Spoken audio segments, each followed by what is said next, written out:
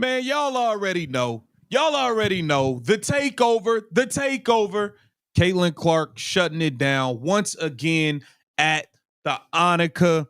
Record-breaking numbers, as we knew would happen. Caitlin Clark just stunned the entire sports world. At the Annika Prom in Florida, she didn't just play golf. She broke records that proved her star power goes far beyond basketball. While the WNBA has struggled to maximize its biggest attraction, the LPGA gave her the spotlight, and the results were unbelievable. Her appearance drew numbers that made even Tiger Woods' peak look small. And that 35-foot putt? It was only the start of a day that changed everything. So the real question is, when will leagues finally realize Caitlin Clark isn't just an athlete, she's a cultural force? Caitlin Clark definitely put it down, man. She showed the star power that she has. She had the golf course, the electricity was there.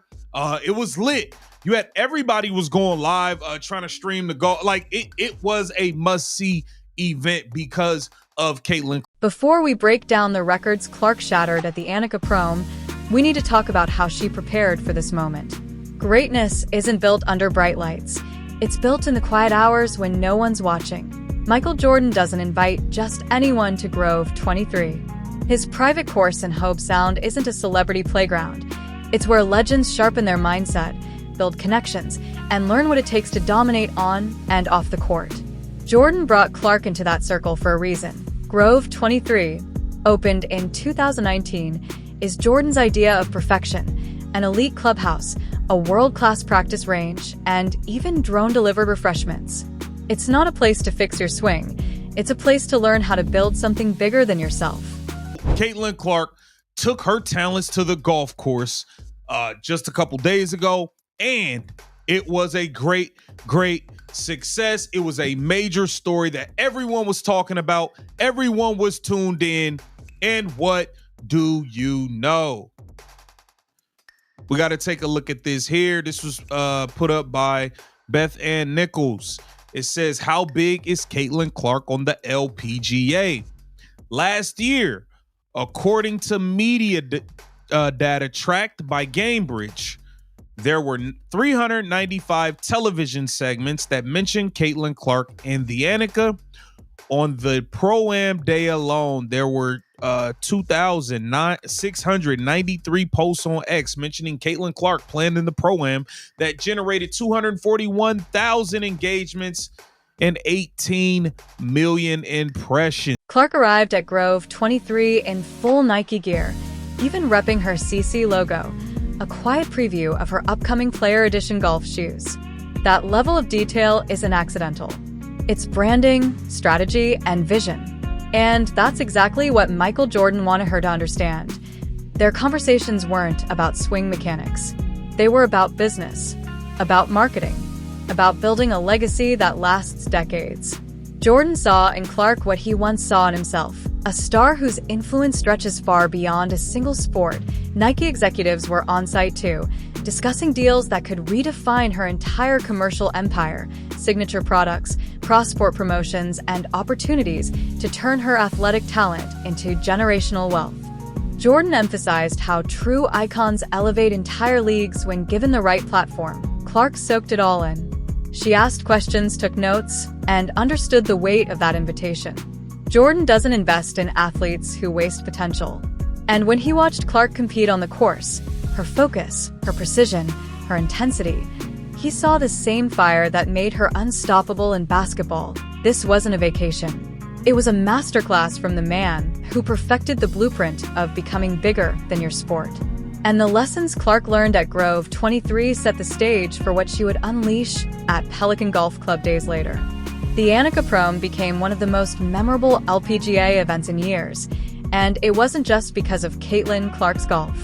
She showed up with her Indiana Fever teammates Sophie Cunningham and Lexi Hull, turning a simple tournament into must-watch television through pure chemistry and genuine friendship.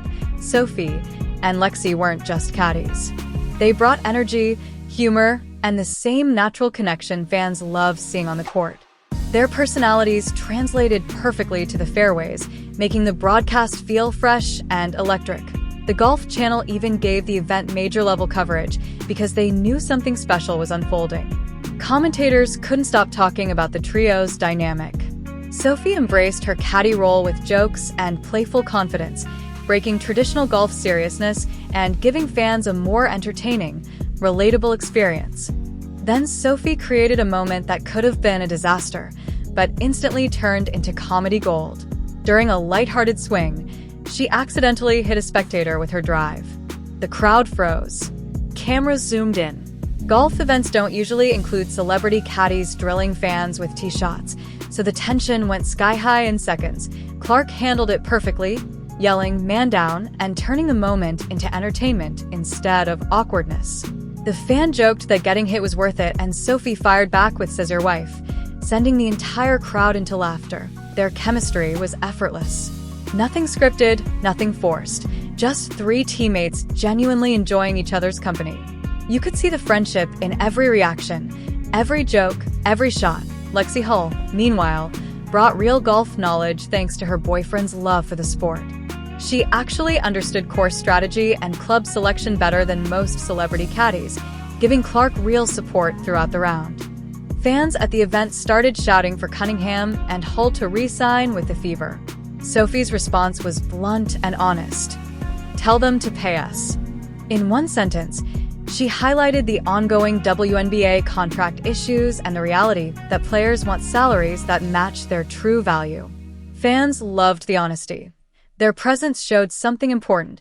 Clark's star power becomes even bigger when she's surrounded by the right teammates. Sophie and Lexi brought their own energy, humor, and fan bases, creating multiple storylines far beyond Clark's golf performance. Together, the trio turned a simple prom into must-watch entertainment for both basketball and golf audiences, but behind the laughs and chemistry, something massive was happening.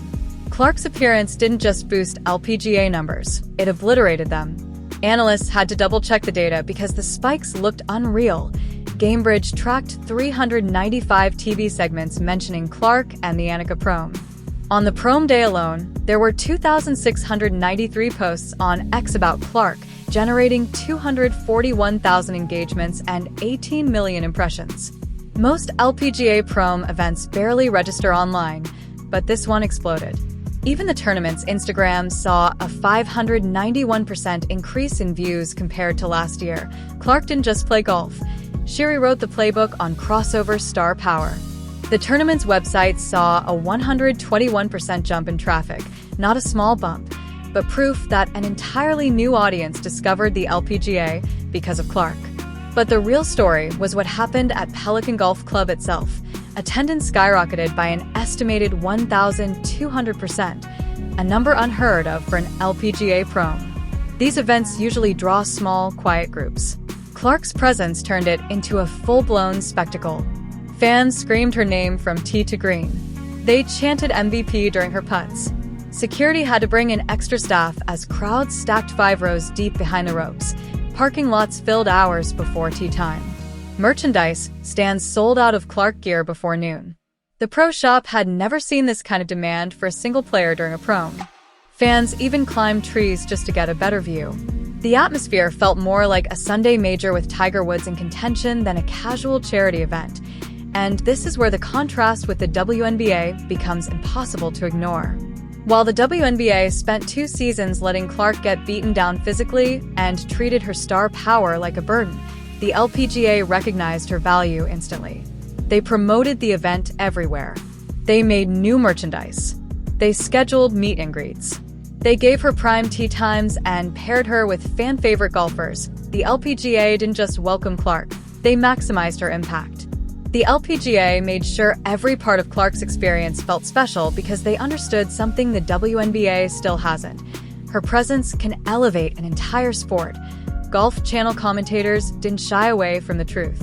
They openly criticized how the WNBA mishandled Clark's crossover appeal, pointing out how the league failed to protect its biggest star from constant, borderline dirty physical play. They noted how officials let opponents hammer her without consequences and how the league acted almost embarrassed by its own brightest attraction. Meanwhile, the LPGA did the opposite. They built autograph zones, expanded TV coverage, and created special programming. They treated Clark like Tiger Woods because they recognized her value instantly. Even the broadcast production felt like a major championship, polished, elevated, and deserving of a cultural phenomenon. Interviews with Clark ran throughout the broadcast, highlighting her crossover appeal and the impact it has on women's sports visibility. Coverage started early and continued late into the afternoon, with every shot and fan interaction analyzed. The LPGA treated the Prom like a major championship because they understood the moment's significance. Clark shattered LPGA attendance and viewership records, proving her influence goes far beyond basketball.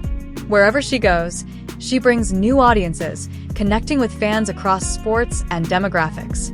This record-breaking day sent a clear message. When a league embraces its biggest star instead of taking them for granted, incredible results follow. But the day wasn't complete without a signature moment. On the 10th hole, Clark stepped up to a 35-foot putt, with the crowd packed like a major final, a moment that will be replayed for years. The gallery was 5 rows deep, with fans even climbing trees for a better view. Security worked to contain the electric energy. This wasn't just any putt. It was Clark's moment to show that her elite hand-eye coordination and court sense translate flawlessly to golf. Every detail mattered. Too hard, and the ball would roll past. Too soft, and it would fall short.